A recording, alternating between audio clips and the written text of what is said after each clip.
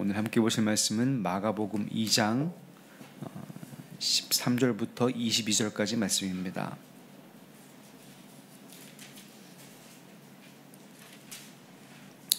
마가복음 2장 13절부터 22절까지 말씀 제가 봉독하겠습니다. 예수께서 다시 바닷가에 나가심에 큰 무리가 나왔거늘 예수께서 그들을 가르치시니라.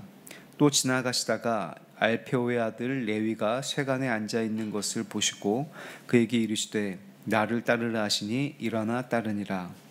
그의 집에 앉아 잡수실 때에 많은 세리와 죄인들이 예수와 그의 제자들과 함께 앉았으니 이는 그러한 사람들이 많이 있어서 예수를 따라 밀어라.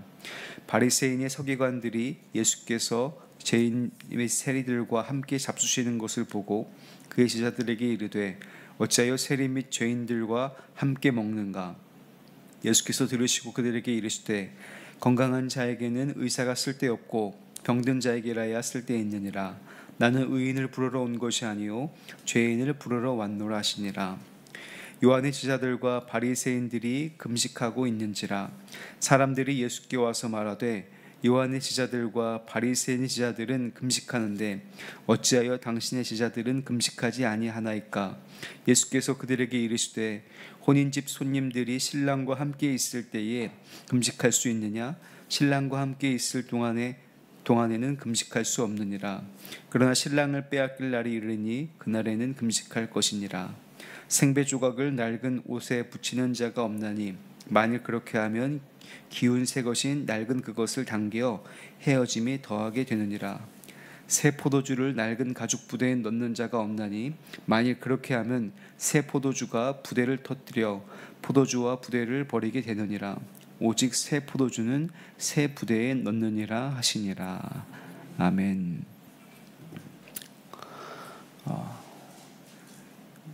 제가 오늘 새벽 기도회는 2024년 처음으로 인도하는데 새해에는 더욱 복되시고 또 기쁨과 감사가 가득하시기를 주님의 이름으로 간절히 축복합니다.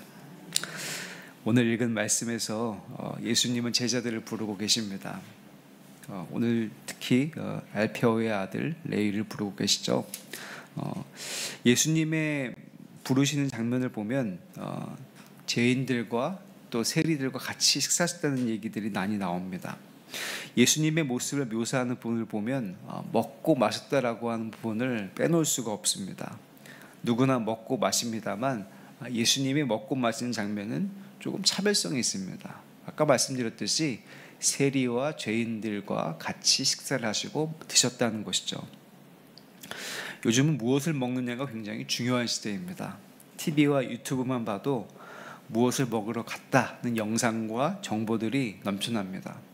맛있는 음식을 먹기 위해서 한두 시간 기다리는 것은 예사고 멀리 찾아가기도 합니다. 무엇을 먹느냐보다 관심을 끄는 것이 있는데요. 바로 누구와 먹느냐가 관심을 끕니다. 유명한 스타가 무엇을 먹었다라는 것도 관심을 끌지만 전혀 어울릴 것 같지 않은 유명한 사람들이 함께 먹으면서 이런 이야기를 나누었다라고 하는 것이 또 우리들의 관심을 끕니다. 음식도 중요하지만 관계도 중요하며 관계에서 나오는 이야기는 더욱 중요하다라고 하는 뜻이죠. 예수님이 무엇을 드셨는지는 성경에 나오지 않지만 보통 사람들이 먹었던 것을 드신 것 같습니다. 그 당시 거룩함의 상징과도 같았던 바리새인들이나 사두개인 같은 이들과는 분명 차이가 있으신 분이었습니다. 무엇을 먹었다는 것으로 세간의 이목을 끌지는 않으셨습니다. 대신에 관계와 그 이야기가 많은 사람들에게 주목을 받았던 것이죠. 죄인들, 세리들과의 관계였고 그들과 나눈 이야기가 그 당시 이스라엘 사람들에게 많은 관심을 끌었던 것입니다. 예수님은 한두 번의 이벤트를 위해 죄인들, 세리들과 식사하신 것이 아니었습니다. 한두 번 정도는 그야말로 인기를 위해서 죄인들이나 세리들을 이용하여서 식사하신 모습을 보여줄 수는 있을 겁니다. 정치하신 분들도 선거 때 되면 식사하시는 모습 보여주는 것, 혹은 스타들이 어떤 어울리지 않을 것 같은 스타와 함께 식사하는 것을 보여주는 것, 그거는 일회성일 수 있습니다. 그런데 그들과 맺은 관계, 예수님과 세리들, 예수님과 죄인들과 맺은 관계는 일회성이 아니라 계속해서 성경에서 보여주고 있고 알려지고 있고 우리들에게까지 계속 그 장면들이 알려지고 있는 것입니다. 식사로 보여지는 행동에는 메시지가 담겨 있습니다. 음식을 먹고 마시는 것 자체에도 메시지가 있었고 동석하고 있는 죄인들과 세리들에게도 메시지가 있었습니다. 음식을 먹고 마시는 것 자체가 주는 메시지는 그 죄인들에게도 식탁의 교제가 허락되었다라고 하는 것이고 죄인들 세리들에게 주는 메시지는 죄가 사하여졌다라고 하는 메시지였습니다. 그리고 모든 이들에게 주는 메시지는 그 안에 하나님의 사랑과 은혜가 담겨 있다라고 하는 것을 알려주고 있었던 것이죠. 오늘날 많은 사람들이 예수님께서 먹고 마시는 것 자체가 주는 메시지는 잘 알고 있습니다. 그들에게도 하나님의 사랑이 있고 그들에게도 하나님의 풍성함과 하나님의 식탁이 허락되었다라고 하는 것이죠. 그러나 죄인들과 세리들에게 주는 메시지, 죄가 사하여졌다라고 하는 메시지는 알아채지 못하는 이들이 많이 있습니다. 이게 나한테 해당되는 일이라고 생각하지 않기 때문입니다. 즉 자신이 죄인임을 의식하지 못하기 때문에 이것이 나에게 해당되지 않는, 나에게는 와닿지 않는 그런 이야기라고 생각을 합니다. 죄인임을 알지 못하니까 하나님의 사랑이 뭔지 잘 모릅니다. 죄인임을 알지 못하니까 예수님이 나를 위해서 오셨는지 누굴 위해서 오셨는지 잘 구분을 못합니다. 죄인임을 알지 못하니까 죄사함이 필요한 건지 필요하지 않은 건지 분명한 마음이 없고 간절한 마음이 없습니다. 죄인임을 알지 못하니까 천국과 지옥이 있는 건지 천국과 지옥에 대해서 감이 없고 죄인임을 알지 못하니까 죄 사함을 얻었을 때 누리는 기쁨과 감사가 뭔지도 잘 모릅니다. 영생의 소망도 알지 못합니다. 즉 죄인임을 알지 못하니까 우리들의 신앙생활에 문제가 생기고 신앙생활 자체가 시작되기가 어려운 것이죠. 그래서 무엇을 먹고 무엇을 마시고 무엇을 입는지가 중요하고 내가 원하는 것을 하고 가지는 것이 중요하고 지금 이 순간이 중요하고 살아있는 순간이 중요한 많은 사람들의 삶입니다. 죽으면 모든 것이 끝이기 때문에 죽음이 두려울 수밖에 없습니다. 그래서 오늘 이 순간 내가 하고 싶은 거 다 해야 됩니다. 오늘을 살아가는 가장 큰 동기는 내가 하고 싶은 것, 나의 욕심, 나의 마음이 많은 사람들에게 가장 큰 동기이자 가장 큰 이유입니다. 내가 원하는 것을 하면서 살면 행복해 보이고 그것이 최고인 삶인 것처럼 보이지만 사실은 그것은 점점 더 나를 얽어매고 나를 더 쓸쓸하게 하고 홀로 있게 하는 것들이 됩니다. 요즘 1인 가구가 늘고 있고 결혼을 하지 않는 비혼주의자들이 늘고 있죠. 이들은 자기 하고 싶은 것들을 다 하고 사시는 그런 분들입니다. 그걸 가지고 비난하거나 그걸 가지고 잘못했다라고 할 수는 없습니다. 1인 가구가 늘고 있고 그런 사람들이 많이 늘고 있는 상황 가운데에도 그렇다고 그들이 가족과 같은 공동체가 필요 없는 것은 아닙니다. 가족을 대체할 만한 공동체나 관계를 찾고 있고 그 안에서 가족에게 받을 수 있는 관계적인 욕구를 채웁니다. 그런데 가족만큼의 헌신과 희생을 그 대체한 공동체나 관계에서 얻을 수 있을까? 제가 모든 공동체를 경험해보지 못해서 단언할 수는 없지만 아마 남편과 아내 또 부모와 자녀 그런 가족 관계보다 헌신과 희생을 경험할 수 있는 관계나 공동체는 아마 별로 없을 것입니다. 그 안에서 누리는 기쁨과 행복은 다른 어떤 것을 누릴 수 있는 기쁨과 행복보다 더 큽니다. 왜냐하면 헌신과 희생이 기반이 되어 있기 때문에 그 사랑이 기반되어 있기 때문에 그렇습니다. 좋은 음식을 먹지 않아도 행복할 수 있고 좋은 것을 가지지 않아도 만족할 수가 있습니다. 관계를 맺으면서 희생과 헌신을 경험하는 것이 오히려 가장 큰 행복과 또 삶의 풍성함을 누릴 수 있게 되는 것이죠.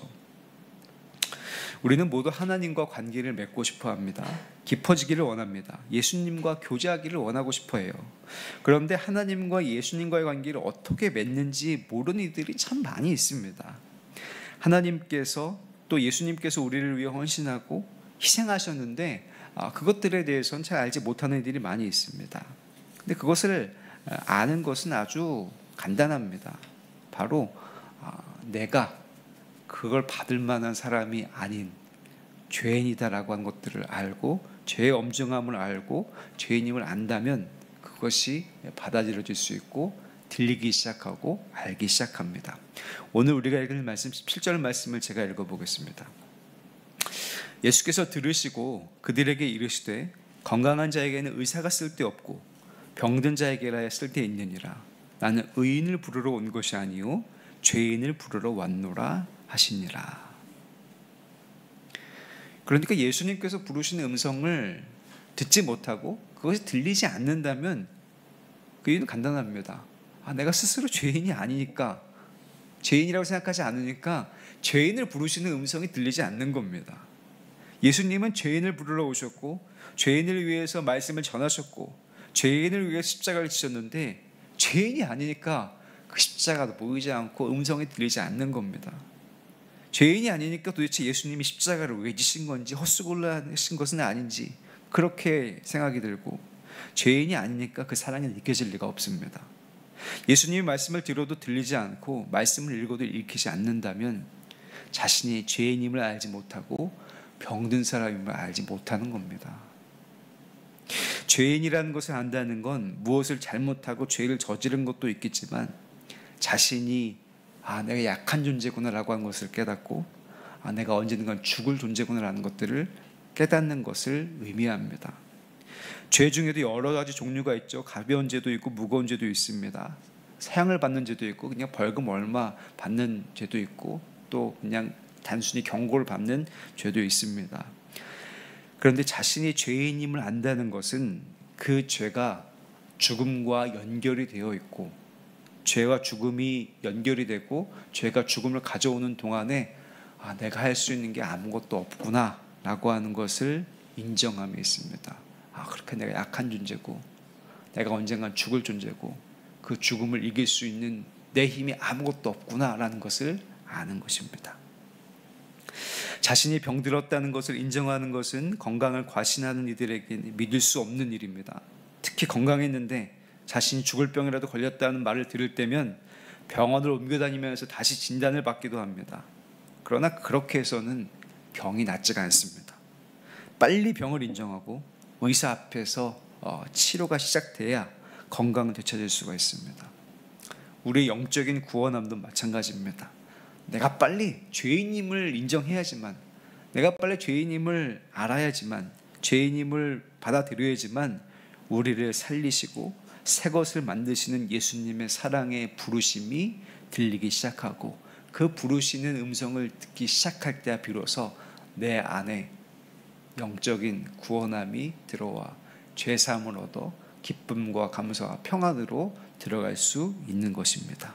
그때 비로소 우리는 새 것을 입어서 새 사람이 되고 우리를 위해 예비된 죄인을 구원하시는 그 새 구원의 새 부대에 들어가서 새 포도주로서의 삶을 살게 되는 것입니다.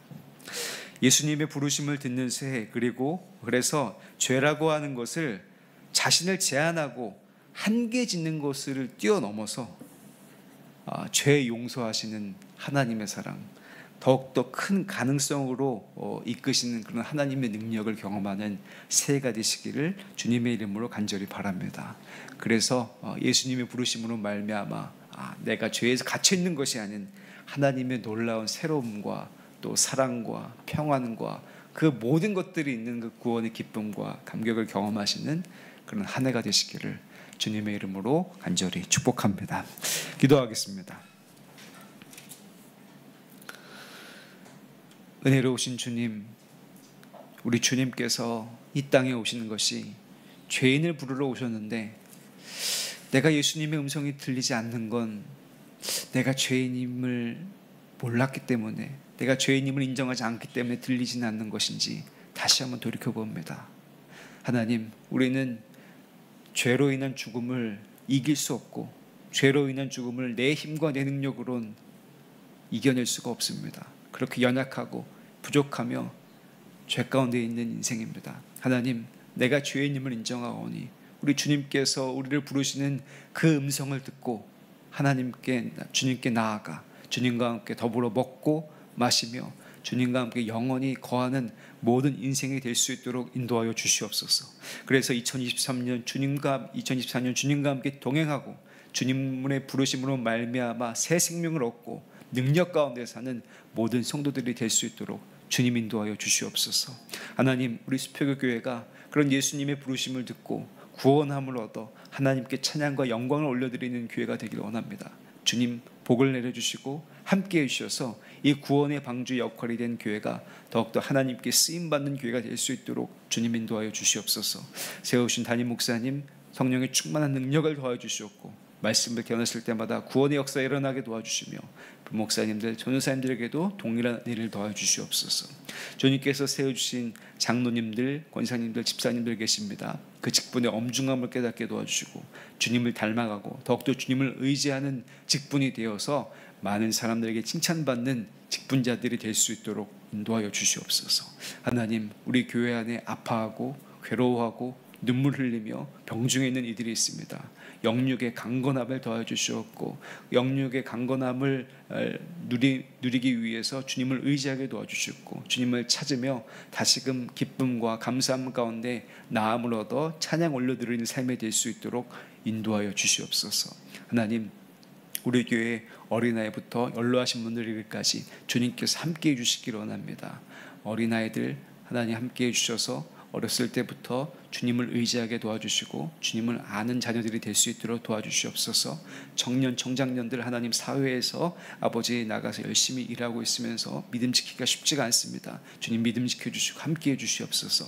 우리 연로하신 모든 권사님들, 장로님들, 집사님들을 기억하여 주셔서 주님께서 더욱더 큰 복을 더하여 주시옵고 믿음의 기준을 세우고 또 믿음의 귀한 모델이 되어서 많은 사람들이 따르게 도와주시고 존경받게 도와주시고 그 믿음 지켜서 주님과 함께 끝까지 승리한 삶이 될 수 있도록 인도하여 주시옵소서.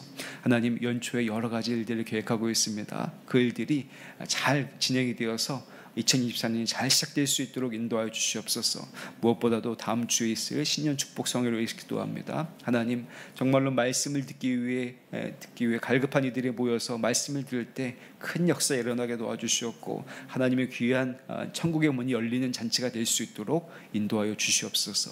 귀한 예물 드린 이들을 기억하여 주시옵소서. 하나님, 이 예물에 담겨있는 그런 마음 마음 받아주시옵고 이 예물에 담겨있는 소원과 간구 주님 보시기에 가장 좋은 때와 가장 좋은 일로 이루어 주셔서 하나님께 영광 올려드리는 삶이 될 수 있도록 인도하여 주시옵소서. 오늘 하루도 주님 앞에 맡깁니다. 오늘 하루 주님께서 꼭 지켜주시고 주님께서 도와주셔서 오늘 하루도 주님을 찬양하는 하루 될 수 있도록 인도하여 주시옵소서. 모든 것들 주님께 맡기오며 예수 그리스도의 이름으로 간절히 기도하옵나이다. 아멘.